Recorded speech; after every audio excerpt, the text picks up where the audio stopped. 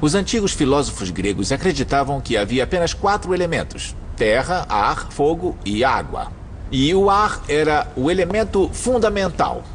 Uma substância única, responsável por tudo o que existia no mundo. Séculos mais tarde, Leonardo da Vinci foi um dos primeiros a sugerir que, em vez de ser um elemento, o ar talvez fosse composto por 2 gases diferentes. Isso permaneceu um mistério até nossa primeira grande descoberta. Oxigênio. Inglaterra, segunda metade do século XVIII. Joseph Priestley, um pastor que às vezes se dedicava à ciência, conduziu uma série de experimentos em busca de novos ares, o que hoje chamamos de gases. Para saber mais sobre o trabalho de Priestley, eu visitei Arnold Thackeray, presidente e historiador da Chemical Heritage Foundation na Filadélfia, Pensilvânia.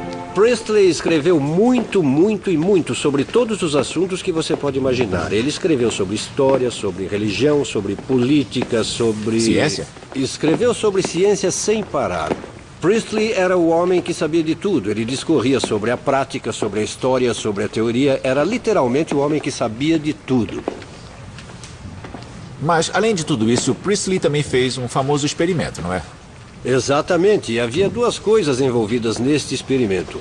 Uma é o mercúrio, esta estranha substância que é ao mesmo tempo um líquido e um metal. E era uma loucura, eu quero dizer. Como assim, um metal líquido? Era algo intrigante. O que era aquilo? As pessoas eram fascinadas por ele e desejavam explorá-lo. E é claro, a outra coisa neste experimento era a tecnologia para lidar com gases. E aqui, nos experimentos e observações de Priestley sobre os diferentes tipos de ar, encontramos a tecnologia de obter gases a partir de líquidos. Usando tubos em que pudessem ser vistos. Isso, exatamente. Então era possível ver o gás, o que acontecia ao gás. E agora ele estava no caminho certo. O que Priestley fez foi pegar um vidro ustório... Uma lente. Para gerar calor. Uma lente. Ele a focalizou sobre um pó laranja, o óxido de mercúrio. Ele o aqueceu e, ao transformá-lo em mercúrio metálico, gerou um gás. Mas Priestley não percebeu o que havia descoberto. A resposta só iria surgir em 1774, depois que Priestley foi a Paris e revelou a história de sua descoberta a outro cientista, Antoine Lavoisier. Paris era um lugar maravilhoso para Priestley visitar, porque Antoine Lavoisier vivia na cidade, já era conhecido e realizava o trabalho que culminaria com seu Tratado Elementar de Química. Lavoisier, que também estava estudando os gases, ouviu o que Priestley havia feito e ficou fascinado pela notícia deste novo ar e decidiu que repetiria o experimento. Ele tinha muitos equipamentos melhores, era um pesquisador meticuloso e, além disso, ele pesava as substâncias.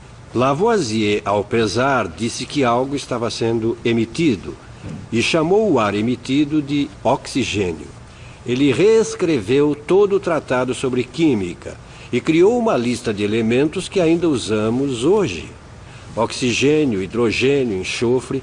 Pode-se dizer com precisão que Priestley descobriu o oxigênio, mas Lavoisier foi quem o inventou.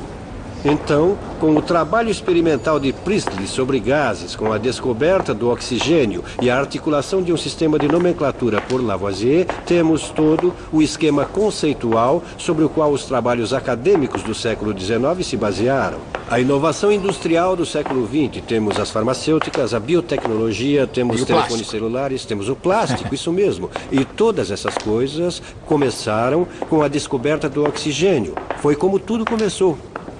Foi uma façanha e tanto.